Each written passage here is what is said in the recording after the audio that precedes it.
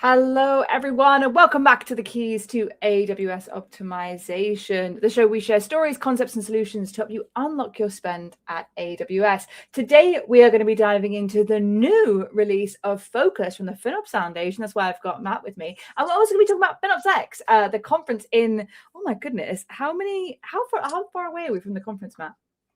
We are 18 days away. Is that? Oh, I need to practice. We were just talking about my session beforehand. But don't worry, folks. If you're coming, I'll be well rehearsed before then. But yes, so throughout the session, please put your comments, questions in the chat. Or if you're watching us on demand, feel free to put a comment below and I will catch up with you later. And you can always get in contact through cost optimization at amazon.com for any questions you guys have.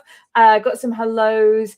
Hayes in the chat. Welcome, everyone, back to the show. I'm so excited to get into today's session, mainly because so Focus came, well, actually, let's do some intros and then I'll give you some my brief history of working with Focus. But Matt, give us your 1-minute origin story for me. All right. So I ended up falling into FinOps after getting a degree in accounting. And then I joined the U.S. Army for 7 years, where I was a budget analyst for the latter half of my time and kind of fell in love with getting the numbers to add up. And then I went and got my MBA at NYU and then got hired by AWS to go work on a product called Budgets. Loved it. Also was there when we launched savings plans and launched a little service called Billing Conductor, which is very partner oriented. And I've always loved FinOps. I love the community as well. Like, it's a very passionate group. And yeah, now I'm at the foundation and I'm the principal product manager for Focus, which we're going to talk about a bit more later. But it's really the utility you get out of having like a normalized view of the world that I think is really the thing that gets me most excited. But yeah, I'm living and breathing it. I didn't realize that I was doing it back in the day. But yeah, when I look, history or hindsight's 2020. Yeah, the stars all have been aligning for some time, and I'm just now realizing it. Yeah, and I mean, Focus, if you don't know what Focus is, don't worry, we're going to dive into that. We're going to have a look at what some of the format is, why we should be using it, and things like that. But it's funny, with Focus, I always describe it as I don't know if people remember this about me, but I don't know much about containers. Containers is like one of my big spots I don't know anything about. And Focus sometimes feels that way because Focus didn't exist when I was a customer. And so when I was a customer, I made my own version of things, like a lot of people had to do. And so I never had to learn it from scratch. And so I'm excited today to ask maybe some dumb questions, which will inspire me. No dumb questions. Just as in the chat, I love when people find these little emojis. If you're in Twitch, you can see this little emoji of me lifting a dumbbell from years ago. It says, I'm not sure what Focus is. Don't worry, because we will tell you. And so I was asking if we're going to go to FinOps X. Yes, I am. I'm going to be at FinOps X. I know Matt will definitely be at FinOps X. Matt, do you want to, before we go into Focus, we're going to talk a little bit about FinOps X. The big FinOps conference that we love, which is why we have these foxes around our... Yeah. Can you tell us what the color is this year, Matt? Are you allowed to share that secret? Ooh, no, I don't think I would make it to FinOps X if I told anybody what the color of the fox is. But I'm also going to be completely honest with you. I don't know. There's not a whole lot of surprises in life, and so this is one of the ones for me. So I'm going to be surprised just like everybody else. Yeah, I feel let me know in the chat what color you think it is, because we've had purple, we've had green, we've had orange. Yeah, I mean, you could go for something random. You could do bright red, but I feel maybe another. Oh, someone's put blue. Yeah, I feel blue. Maybe. I feel like white. So you never know. We'll let you know when I get my new fox. But Matt, why don't you give people a bit of context of what FinOps X actually is? Yeah, so FinOps X is the annual conference that the FinOps Foundation puts on. Again, it's meant as a opportunity for the community to gather, share best practices. You're going to hear what's top of mind from practitioners. You're also going to hear what's top of mind from the FinOps tooling vendors that you see in the space. Obviously, the folks that are actually generating the data. So you'll see a good mix of you're going to see a good mix of organizations from public cloud and from SaaS and from data center and data clouds. Like, it's all of the technology providers that you as a practitioner would use on a day in, day out basis. Like, they're going to be at the conference, and the people that have your jobs, they're also going to be at the conference. And so you're going to have an opportunity not only to learn from, the best and the brightest. I think the ambassadors who actually curated and selected the talks that are going to be available this year did a phenomenal job. One, but two, like, it's the whole point is to like talk about what's currently happening within the industry. And so I always come away like more refreshed after that, which is kind of a surprising thing because it's a lot of time and effort that we put into it. But I feel more refreshed after the conference than I do before. And really, yeah, it's just, I don't know, like, I get a lot of energy by being around other people that like and do the same things that I like to do. And so, yeah, it's going to be a phenomenal time. I couldn't be more excited for it. Last year for me, I just started at the foundation in April. So it was interesting to try to get up to speed before that. But now, yeah, I'm just, so much enthusiasm. I see people in the chat are going to FinOps X. Let me know in the chat if you're coming and say hi. But yeah, I know what you mean. I think, is it just JR say like returning home is what he says? Something like that? Welcome home. Welcome home. That's it. And I know what you mean. It's funny because there are people who go to FinOps X and I see them like once a year, and I've seen them once a year for like 7 years or like twice a year. And it's just these people, and I'm just like, how funny that you spend like these days together. It's like an intense week. It's not as big as reInvent, so it's quite nice because that like reInvent is intense, whereas this feels, like you said, a lot more like energizing, and you get really motivated and you have really good questions and stuff like that. So it almost feels like a reunion of sorts. Like there's this like such a strong community orientation. There's just like there's a comfort level, like anyway, it's I don't think I've met a single person that's gone to FinOps X and didn't feel like they got just so much utility and appreciation out of their job, as well as out of the community that they were able to meet while they were there. Yeah, and my favorite thing, swag. yeah, lots of swag. But if you're still like, do I want to go? Well, we got a discount code for you. If you use the code keys to AWS, you will get your ticket for $6.99. Wait, is that $6? It was like not 6.99, 699. Just to clarify, when I say it sounds like it's a dot. But yeah, use that discount code and you can get some a nice little chunky discount for that. And come say hi if you watch the show. Let me know, and we can kind of keep that going. So we've also sorry, just want to pull this up. I've heard that the fox can jump over a lazy brown dog. This is very funny. It's like very clever, very clever. But I wanted to drop a couple of things in because we were talking before about like what to look forward to with X. And so two things. One is I have a session, AI, unsurprisingly, but optimization. And it's me and Adam. We're talking to Capital One, Brent from Capital One. So if you're looking for an AWS's point of view, an AWS-specific session at FinOps X, then please check this out. Also, if you want to come hang out with the AWS crew, then we have a mixer happening. So you have to sign up. This is for customers only.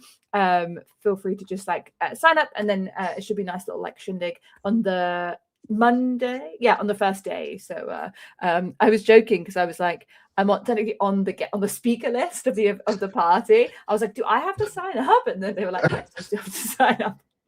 Okay, fair enough.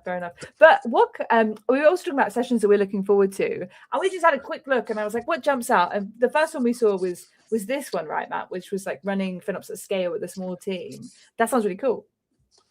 Yeah, I mean, I always find it interesting, especially with, maybe this is a slightly different flavor on the AI for FinOps versus FinOps for AI, but I have a sneaking suspicion when you're running with such a small crew that like you're looking for any bit of efficiency and scale that you can get out of your practice. And so, yeah, I mean, obviously there's going to be 15 to 20 sessions about FinOps for AI or AI for FinOps. And I'm also guilty. I have one of those sessions. which again, I hope folks want to come to at 5 p.m. on a Wednesday, but I promise we'll make it worth it. It's me and Mike Fuller and Bo Nelford, who's our new staff technical community architect. But yeah, there's just so many like very positive, interesting sessions that I think folks will walk away from with a ton of new insight. Yeah, for sure. There's going to be, I think you're right. There's AI is like the hot topic, but the reason why we were talking about this, I was like, let's find something that's not. I'm definitely going to be looking at the sessions that have like a little bit of different, but like you said, we both have sessions. But well, I do think too, just for a bit more orientation around the types of talks that are there. The chalk talks are the ones that are not recorded, so you get a slightly different flavor. For presentation, there's a bit more interaction and orientation within the talk. Whereas like the breakouts, and again, I'm not saying don't go to the breakouts, please do. But if you have to make very hard decisions, like some of them are recorded and some of them are not. So, use that to your advantage when you're trying to optimize your time at FinOps X.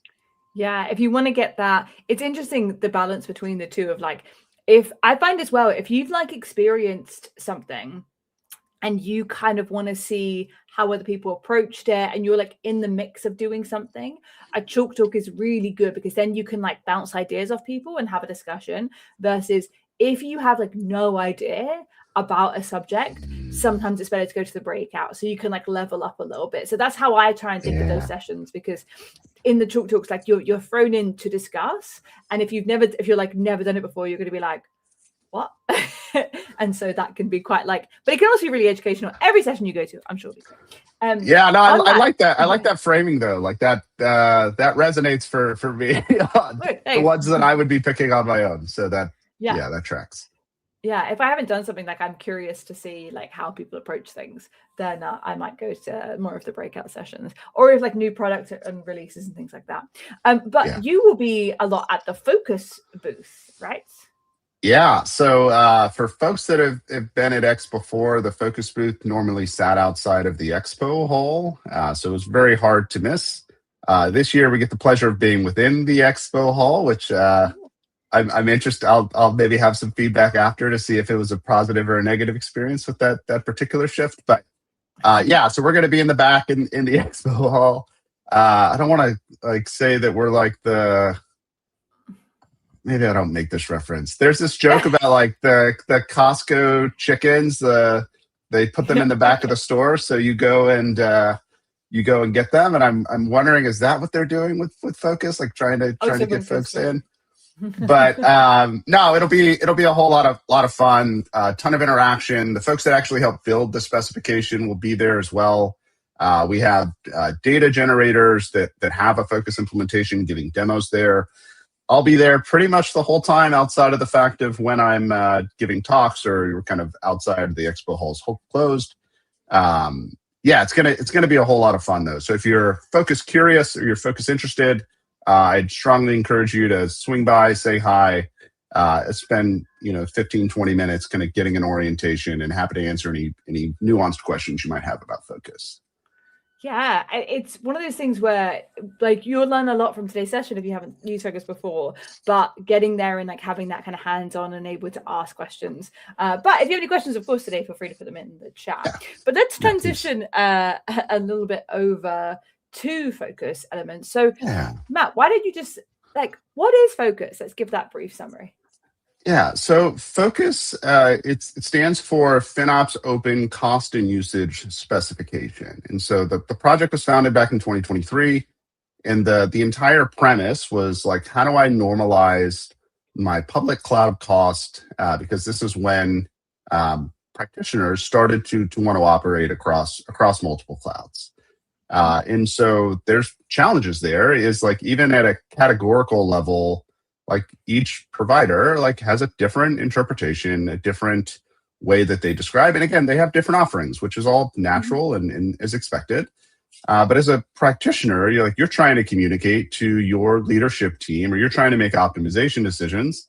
And it's hard to do that when you need to like get everything into one format, so you can at least evaluate it or communicate or talk about it. And so Focus is the specification that we launched back in 2023, and we've been on a 2-release cycle every year. So every 6 months, we introduce a new version of Focus, which has been fun. But the part of that I maybe want folks to come away with is like, Focus is a language for how we communicate technology value. Yes, there's a specification where we're we spent a lot of time and effort around expectations for how the data quality should look like and the data format. Again, with the idea of making it easier for the folks that are consuming the data to be able to actually understand what it's doing, and then ideally being able to union those across the providers that they're using, so they can get that unified view of their technology spend. Yeah, and not having to union it yourself. I think that it is in like a big nutshell. It's like almost, I said at the start, but like doing that yourself back in the day, it didn't really work, and that was where the call for this kind of concept came from, and it was so needed, especially if you are multi-cloud. And I think that we're never gonna. It's great that we've all like agreed as providers to do this, but having our own styles as well. So we still have Arca, and the other two have whatever their ones are. I can't remember off the top of my head, but yeah, it's good. Well, I would say too that I and just maybe to preempt some questions that I hear regularly, it's not an or discussion. It's generally an and discussion. So there are very specific details that each individual provider has within their native format that's critical for optimization and for evaluation of usage within that individual provider. But when we're talking about reporting and communicating with stakeholders, you really don't want them to need to learn the nuanced language of every single provider to understand the utility that a business is going to be getting out of that technology provider. And so that's where I think Focus is really helpful from if you're operating across more than 2 or 3 providers, like having one language to communicate that makes it significantly easier. You get utility within the FinOps practice, as well as communicating the financial decisions that you're making. Yeah, like if you've been hired in to do FinOps at a company and you come from somewhere that maybe did majoritively one cloud and now you're doing one or more of a different one, having that focus, at least you're like, okay, I understand what this means with these things flags. They can have that. We've got a couple of questions and points. So someone said, why twice a year? I think when you mentioned the releases. Yeah, which I get can be a bit scary on the forefront around like, why are you making adjustments to my billing data twice a year? But what we find is that providers have their own kind of release cadence on when they're ready to develop the next version of Focus.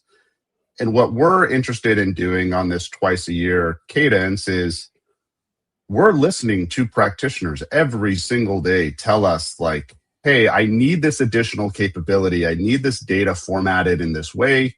Can you normalize this thing that currently is sitting only within one provider? Or I have a new technology provider that doesn't support Focus yet, but if you had this capability, then they would.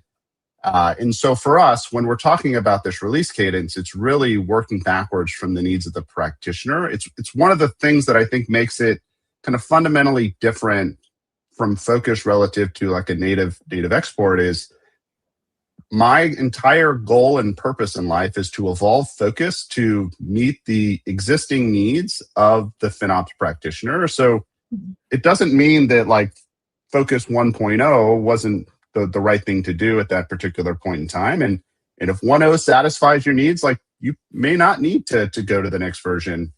But what we're trying to do is integrate the use cases and capabilities that we're hearing are necessary now as the roles and the responsibilities of the FinOps practitioners grow over time. And they're just fundamentally different. They change pretty quickly. And we're trying to make sure that we keep up with that pace of change. Yeah. And what's the process like for someone to change the Focus version? How does that work different per provider? Is it like an update feature? Like, what does that look like? So generally, so this is something that generally sits within the provider on how they deal with their report configuration. So I don't want to speak too broadly, but generally what we're asking, and again, you'll hear me use the term provider and data generator. Colloquially, it's the same thing, just one sounds it's easier to say. But when we talk to the folks that are generating focus billing data, generally we're asking them to specify the version, provide documentation for the version that they support. And so it's a natural progression for them to put that into their reporting workflows, whether it's something as specific as like an object format where we're talking about, is it a CSV or is it a Parquet file? Or even if they have their billing API, and that's how they're vending focus data, there's generally an optional parameter where they're specifying the version that's being vended. Excellent. So make sure you check what version you are working with on your provider and what you have it set up, folks. And someone's kind of asked, is this a universal translation tool? Just to summarize in like this kind of thing, it normalizes, that's a better way of describing it, right? It normalizes the data across cloud providers so that you can understand it all in one element. I also like this question. When practitioners are running multi-cloud providers, what does their cost data situation usually look like before focus enters the picture? So what's the kind of like, I mean, you've kind of described the value, but what does that transition look like? What does it normally look like beforehand? So my recommendation is folks kind of make this a whole an evaluation between like, am I ready to adopt focus? Does this make sense for my organization? There's generally a core set of columns or metrics that you're interested in tracking within the native data set. And so the first thing that I would do is say, are those also present in focus? And if they are, that's great. The next step is then, am I getting the same values by using the same calculations that I was using beforehand? And that does take a little bit of time. And so I generally recommend folks run it for a month or two, or another pattern we say is like, turn it on now. So when you are ready to get into it, you'll have more historical data to work with. There's a couple of different patterns there, but I'm always a trust but verify. So I'm glad that Matt's working on this thing, but I want to see the documentation, and then I want to run the files, and then I want to check it against what I've done historically. Like, I think those are all super solid practices and things that I would encourage practitioners to do before they do a wholesale swap over. Yeah, definitely. Like that, trust and validate, that combination. Excellent. So do you want to show folks where they can see this data and information on the FinOps Foundation website? Yeah, I can go to a couple of different places. So bring it up here, I'll maybe start with, I'll go to the very beginning of am I sharing my screen? Can you guys see it? Yeah, I see. Okay, sorry. So this is the Focus website where you'll see a list of all of the existing providers that support Focus today. So we have a healthy list. It's growing, seems like by the week sometimes. So, we've talked a lot about the public cloud story, but you're also seeing other providers that are not just public cloud. So the Nebiuses and the Vercels of the world, Grafana just launched GA not too long ago, along with Redis. You're going to continue to see this list grow. We have some exciting announcements at FinOps X. So keep your eyes peeled there. But back to like, hey, where do I actually learn more about this? If you go into adoption, we have this list of data generators, and you'll see this list broken out on what version they support, if they have a gap report or not, which again just says the difference between the spec says this, but my implementation may be slightly different.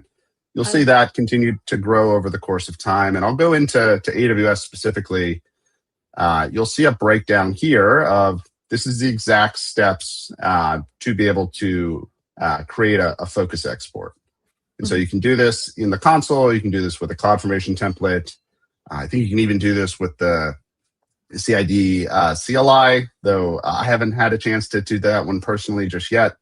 And then we also link to both the announcements, the versions, in the documentation. So this is where you can go to check to see, hey, how does this actually represented within the providers that I'm interested in working with.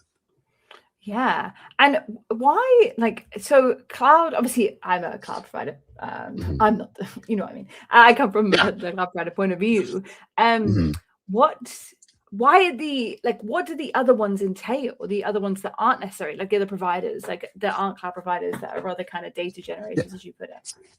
Yeah, so I mentioned before when we kind of started, the project was very much focused on public cloud orientation of normalizing billing data. But what we're observing over time is that now practitioners are responsible for managing SaaS spend and data cloud spend. And, AI spend is obviously a very relevant topic right now as well. And so, it's not just, hey, how many different public clouds am I on, but and I'll just kind of share colloquially or like anecdotally what I'm hearing from these data generators that come out to me. They say, hey, we either don't have an external format yet to vend our billing data. And it sounds like you guys spent a lot of time and effort try to think about, what this format should look like. Like, why would we go introduce our own thing? Like, this seems to be catching on and has support. So why don't we just start with Focus? And we've had a number of providers that have done that. Nebius is probably my favorite example. And I'll maybe go back to the screen for a second. So Nebius, which is a neo cloud. So they heavily work with like AI and GPU specific workloads. When I was talking to Nebius about supporting Focus, it was like, oh, you need to go through this like native column mapping to Focus column mapping to kind of so your customers understand what's going on. And they're like, Matt, we don't have a native column mapping. And I was like, oh my God, this is incredible. Like we're making progress. But it was such a cool experience to be able to hear that. And again, I think it's going to be more and more common. Like, I can point to the other to some of the other providers. Like Vercel has a billing API. It's only in Focus format. Reddit's the same. Grafana just released their GA of Focus 1.2. Again, I'm not aware of another format that they have. And I think we're just going to see this more and more common to where it's like today it's novel. 2 years from now, I think it's going to be weird not to be supporting Focus, whether it's the only format or not. But we're definitely seeing additional adoption. And again, like the more coverage we have from the provider base, the stronger utility the practitioner community is going to get. Yeah, 100%. And it's like I said, bringing awareness, but also the scope, no pun intended to the FinOps scopes, but the scope of a FinOps role has expanded. And this was Jared talks about this at London FinOps X Day, and I'm sure we'll talk about this in a couple of weeks. But this role has gone out because it's shown how important it is to have a centralized point of this data and to normalize it and be able to do these reports and things like that. But also just like to simplify it. If we think about all these other previous versions of all these different things flying everywhere, now just to centralize it and ask questions, and then you add AI on top, like being able to ask questions in like normal language to understand these kind of things has become even simpler once you have all this data, because data drives decision. You can see how much you're using something, whether you need to use more or less, and all these kind of elements, which is very, very cool. What I'll also do, just as mentioned, like getting started, in the AWS console, this is what like it looks like in here. So if you go into your billing and data exports, you come down here, and this is where you could choose one of your reports. The one you want to choose is the Focus one. And so you can see currently we have Focus 1 and 1.2, so whatever is relevant for you.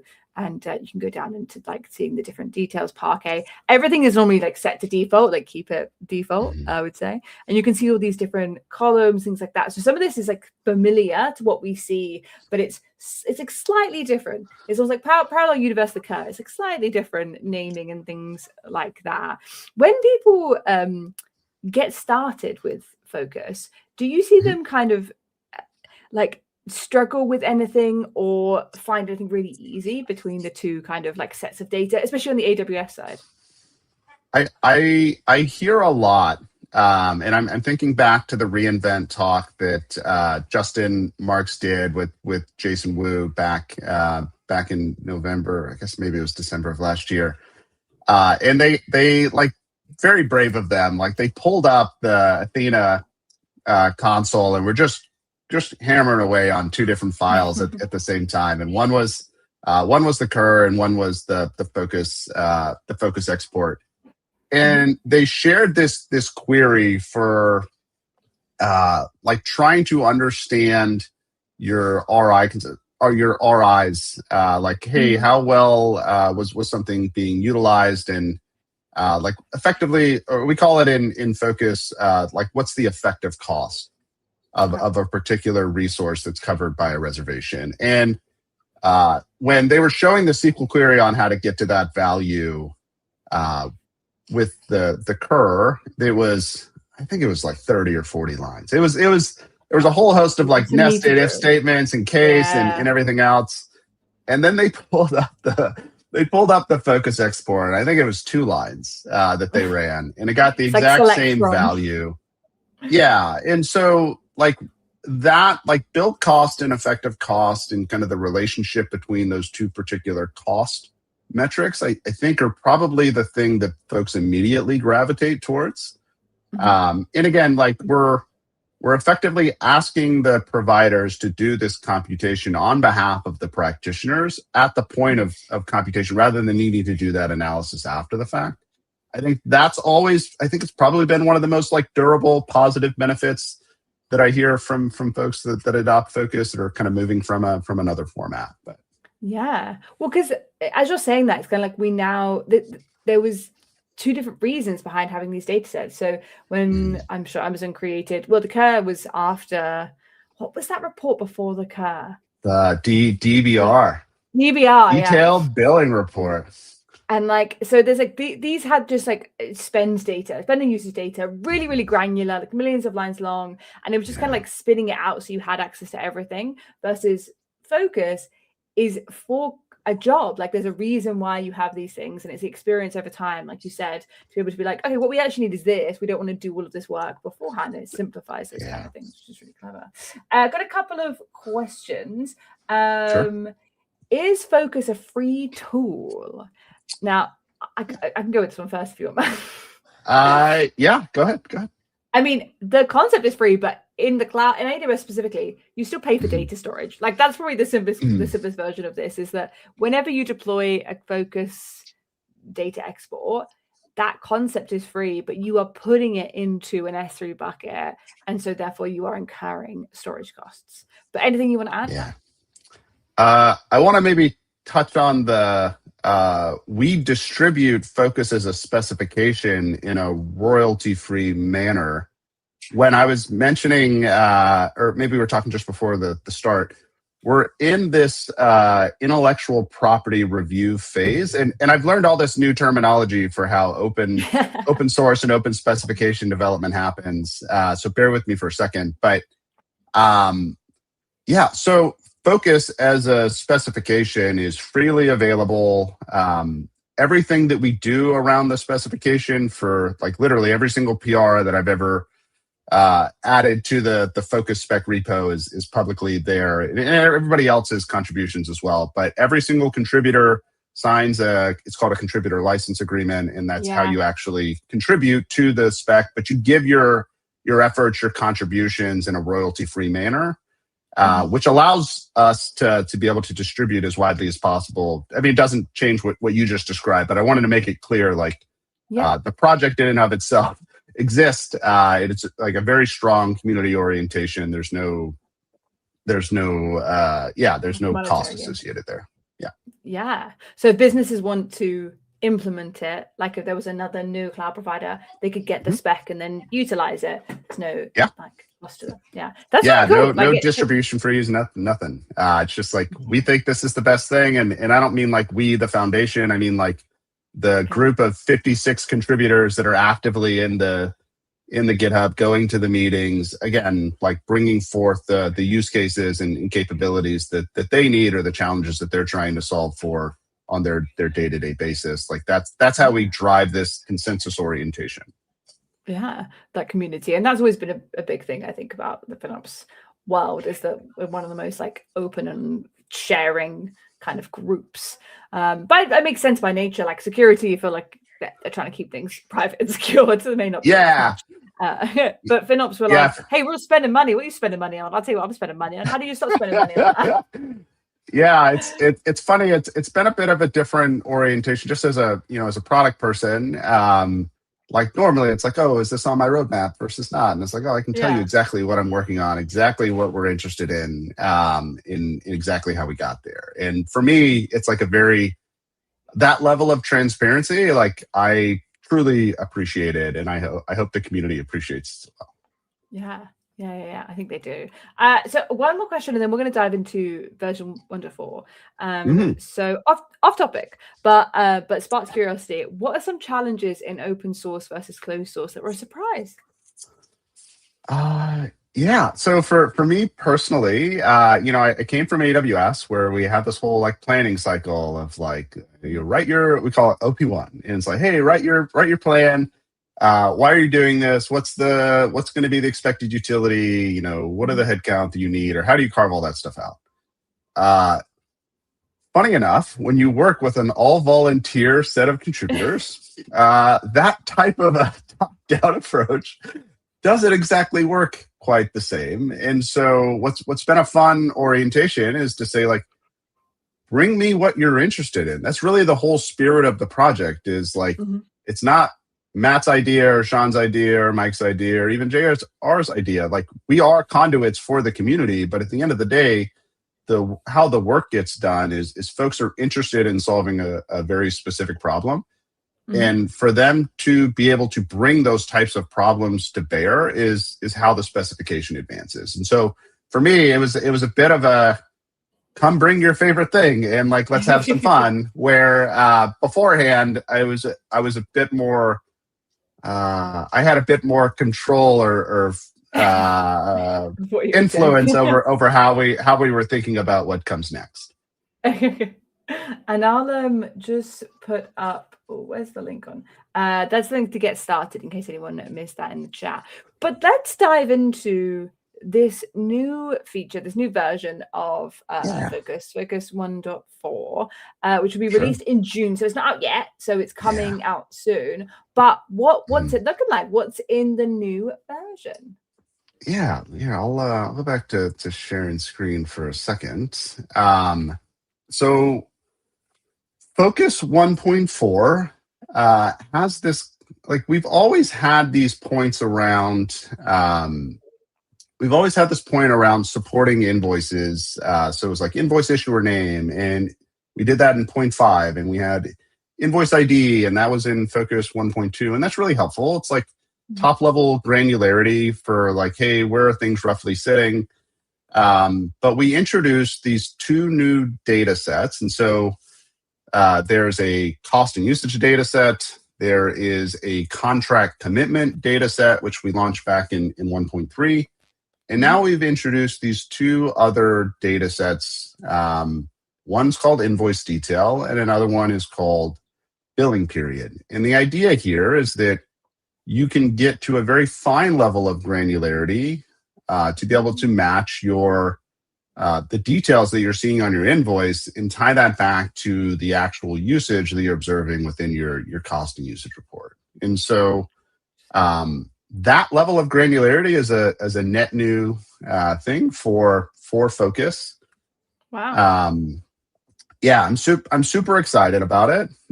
It's going to be really, really helpful. Again, when you think through the accounts payable role, the finance role, where they're really trying to understand like is this invoice actually closed? Is it still open? What are the boundaries? And when I'm just going to make some assumptions that the folks have seen invoices from some of the like public cloud providers. They're pretty lengthy, and the level of granularity that you're going to get on there is different than the level of granularity you're going to see within your cost and usage report. And so Sometimes those things tie out very neatly, and sometimes they do not. But that traceability is really what we're getting after. Brilliant. So that means that personas that are going to be using this, I'm assuming, is for things like when they're actually putting in POs into their finance system and like validating. Is that the kind of work that you see like connected to this? Yeah, I mean, I definitely think there's a PO angle here as well. But I view it more as like, before I'm comfortable paying this particular invoice, I want to make sure that I understand how those details are connected between what a provider is saying that I should be owing them relative to the actual cost and usage data that I'm observing from them directly. Okay. So that like you said, the more granular information. So I guess, and with things like tags and stuff like that, does that mean, I'm just kind of branching it across, because you can see that and filter by this invoice, you can be like, oh, this is percentage wise, like what portion was this project and things like that, and balance those kind of things out. You'll definitely, like, internally, like, tags are meant to represent like your business taxonomy. And so, yeah, you could absolutely use some of those additional details to tie those things out. But yeah, like, again, most invoices, or at least the invoices that I've seen, like, generally don't have a representation or an orientation on tagging. So just, again, if all the numbers match up, but you sliced it 3 or 4 different ways, like, I think that's really what we're trying to get after, is like giving an additional level of certainty to the practitioner community in a way that we've alluded to on a rough basis, but sometimes you do need those fine level details for the accounts payable team or for finance to feel comfortable with paying those invoices. Brilliant. Okay, cool. What else? Yeah. So the next piece is I touched before that we'd launched a contract commitment data set in 1.3. You could think of this as like, this can track your RIs, your savings plans, any sort of spend-based or enterprise level commitment you may have with an individual provider. The idea there is we were capturing things like duration and amount of the particular commitment that's being made.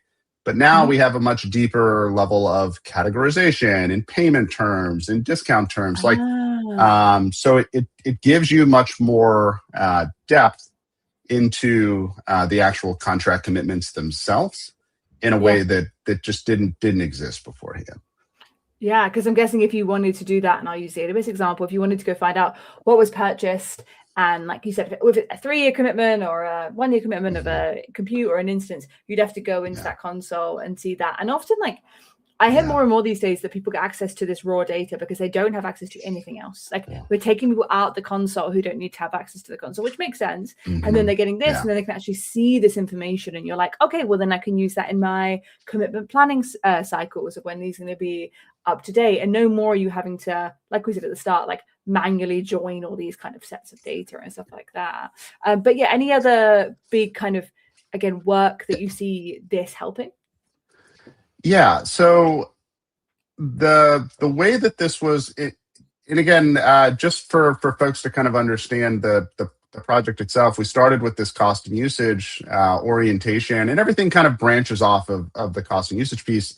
What we were hearing from practitioners is, I'm making these very large commitments with my providers, but I don't always understand, like, how am I doing? Like, how is my progress against these milestones that I'm making, and what bit of my cost and usage ties based off of the commitment that I've made? What's excluded?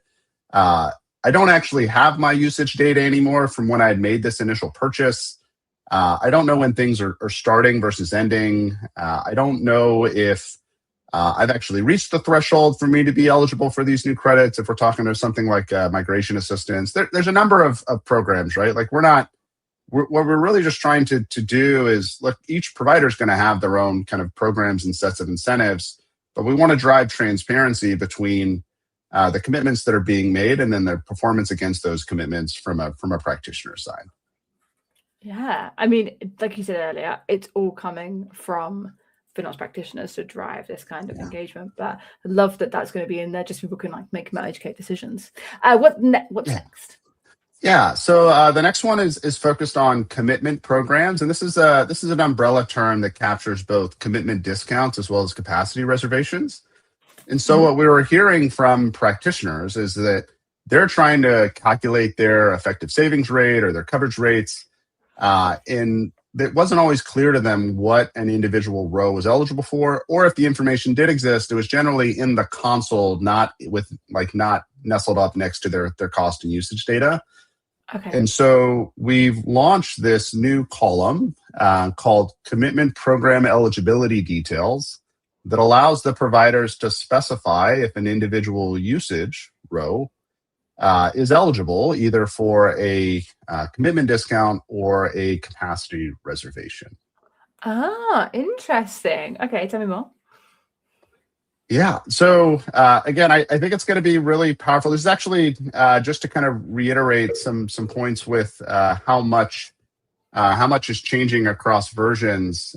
This is actually the only new column that we're adding to the cost and Okay. usage data set between 1.3 and 1.4 is Mhm. this commitment program for eligibility details. I have another slide that I can share that touches on this one. So kind of see some of the additional details here, but it's really around tracking eligible spend that can be covered rather than total spend. So again, we're kind of doing that back to that point of like Yeah. doing the calculation on behalf of the practitioner. Like that's a very, very strong orientation here. Being able to do like a cross-provider comparison of opportunities for commitment, if that's of interest to the community. And we may introduce like additional program types, but the two that we saw most commonly in the market were, again, commitment discounts that can span across multiple services and usage types, and then the capacity reservations themselves, which again are not oriented towards discounts, but as much as ensuring that the capacity is there when you need it. Excellent. This sounds great. I feel like just giving more people the understanding of the opportunities that they have with this data, again, all in a central place. Victor agrees. He thinks it's cool. Thanks, Victor. Excellent. Okay, last Love it. one. Yeah, so the last one is really on like how the data is being delivered from providers to practitioners. So I'll just kind of briefly touch on this. I don't yet have a cool infographic for this one yet, so we'll get there. But this is really around just driving transparency. So we're not as much we're not trying to take a stance on like what's the right way or the wrong way. Like our approach is that you should be explicit around whatever method you're using as a provider. And so like a replacement is what I'm expecting from a correction. And again, some of this is based off of how your reports are configured within your provider. So whether this comes in as a correction as a replacement, or this is a delta, so you're trying to like make the difference, or there's some providers that have like a ledger style approach where everything's immutable, so you just need to add things and append it at the end. The delivery mechanism, again, kind of mirror the correction styles for whether it's an overwrite or it's an append to what already exists. And then we have this question at times from practitioners on what am I missing by moving to focused relative to what I'm getting within my native data set. And so we do have this attribute that says, hey, if this is a critical column within your native data set, we expect you to include it in your focused data set as well. And so there's this pattern for, without getting kind of too deep into the weeds, there's this pattern for providers to what we call custom columns. There's like an X, an underscore, and then it would mirror the same name that would exist. So that's cool. Yeah. So going back to like the AWS example, like cost categories is a very AWS specific thing. Cost categories is an X underscore column within the focus export. I see. Oh, that's so cool. So people can add these elements in so that you're not like not missing out on something. Yeah. And again, if you don't feel like that's the right list of things, like then you have an approach to be able to bring it back to your provider and say, hey, I'd really like to use this, but I need you to add these other columns. And then again, they can take that feedback in. Brilliant. Now, somehow we've almost finished. The time has disappeared, but I do want to make sure we talk about the FOCUS Validator before we finish. Yeah.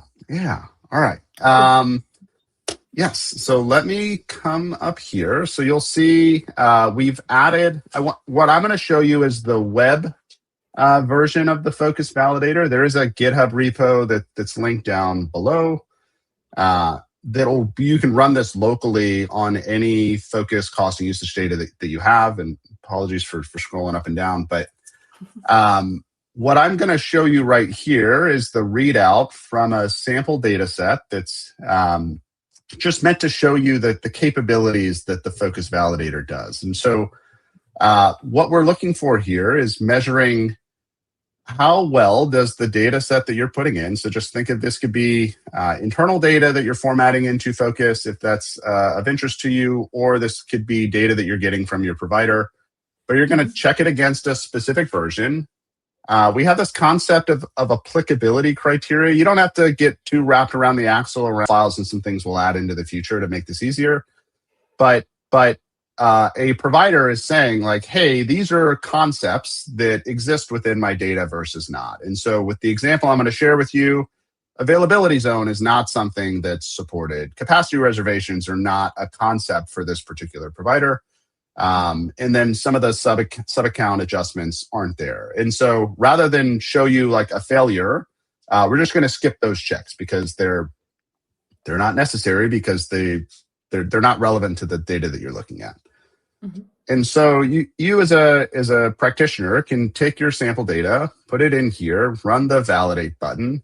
Again, this is done in memory. We're not storing any information here. So like, I hope that gives people some comfort level. And then we're going to have this entire breakdown of like, how does this data set match up against what the spec says for this version, for this type of data that we're reviewing. And so for folks that aren't as clear on kind of how the specification works, there's these requirements of like a must is something that has to be there. A should is like it's optional for the provider.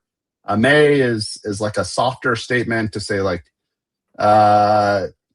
it's more optional than the should is, but it's like it would be nice if you did this, but there's not a way to do this, or like there's no mandate. From a check type, there's things that I can check from the data set. Those are called static. There's things that are dynamic, whereas like we can't check it from the information that's available in the data. And so I'll show you a couple of examples that we have here, and then you can filter the rules by what's passed, what's fails, what was skipped. So for instance, like if we just wanted to look at the things that were passed, you'll see these adjustments come down. So this data set from Nebius, which is what I'm showing you here, fully supports the build cost metric that's there. And so you can see it's present, which is great. It has a decimal and it's following this numeric format, and it's not null, which is important. Yeah. And so again, I won't go down the full list, but I'll also maybe show you something that is passed or partially supported. So something like a consumed unit is a good one, where it's saying, hey, like, well, this top level rule failed because this underlying unit failed. And so, I would need to go back and look and see like, hey, this data set that I'm looking at, the unit format expectation that I'm seeing like is missing. Like it doesn't have values that are matching what's already published within the spec. And so could be like not a huge issue if it's very bespoke or specific, or maybe it's a callback to us as the project that says, hey, we need to expand the unit formats that we're actually allowing in. But this from a practitioner side, if I'm trying to marry up my AWS data and my Nebius data together into a single unified data set, I'm going to want to understand where there's differences across those values. And this gives you a very deterministic way of doing that. Excellent. Wow, what a good tool. And I think it's, like you said, good for people to be able to validate and not have to spend all the time themselves just trying to like Oh no, me and someone are keep warring to take the screen down. Keep having to war on doing that. So let me just pull that up again. So if you want to check that out, have a go. Yeah. And with that, we're almost at time. I can't believe how far the time has gone. Just maybe like one last thing. If you really want to suggest people to like go and try Focus with you who haven't done it before, what would you say to them? Yeah. So again, if your provider supports Focus today, I would encourage you to go and follow the steps for enabling that export. If it's an export or if there's a billing API that they're vending Focus data, I would encourage you to evaluate that against what you're currently doing today within your practice. If you're not on a provider, or like maybe your company's not ready yet, or maybe you're blocked on permissions or something else, we have a set of training within the foundation at learn.finops.org where we have Focus Analyst training, and we update that once a year. So my next activity after X is updating our training to account for 1.3 and 1.4. But like that's a very practical way of both understanding how the specification works, the expected utility behind it, the relationship between the columns, why that's meaningful, what right looks like, what wrong looks like. We're really trying to make it a more interactive and engaging training experience.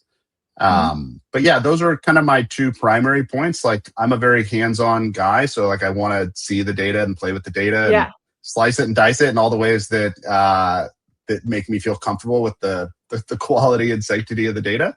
But yeah, like I think those are the two primary paths. And again, if any of this is of interest to you and you're going to come to FinOps X, please come swing by the Focus booth. I'd love to have a discussion with you. We may have some Rubik's Cube and all the swag stuff that's Focus oriented. But and if you're not coming to FinOps X, like I would encourage you to consider coming. I do think there's a ton of again, I don't think I've met a single person that hasn't enjoyed their time there. San Diego is pretty beautiful in early June, so there's a couple of opportunities depending on where you're coming from. And Matt, if they want to give me another one of these water bottles, I love it. So just shout out. It's the one from back. Just saying, if anyone wants to give me one of those from the FinOps Foundation. But yes, if you're coming, make sure to check out. If we're doing, this is my old AWS. I remember those. Love it. So quickly before we finish, if you are coming, come to Adam and Brent and mine session. Use the discount code KEYSTOAWS to get your ticket down to $699, which will be amazing. Also, make sure you check out the AWS party. Come say hi, chat all about your FinOps journey. If you want to see summaries of the episodes, check out Builder Center. This is where we post a summary of each episode that we stream. You can see past ones and my Monday show that I do every other week with large customers, all about how to build with AWS. Best way to do this is to scan the QR code, follow me, and drop a like on any of the content that you enjoy. And finally, check out the Customer Acceleration Team LinkedIn group. This is where we post all new and upcoming episodes and content from our team, including this show. That is it. Whistle stop tour at the end. Thank you so much, everyone, for watching. And hopefully, me and Matt will see you at FinOps X. Thank you so much. Awesome. Bye, everyone.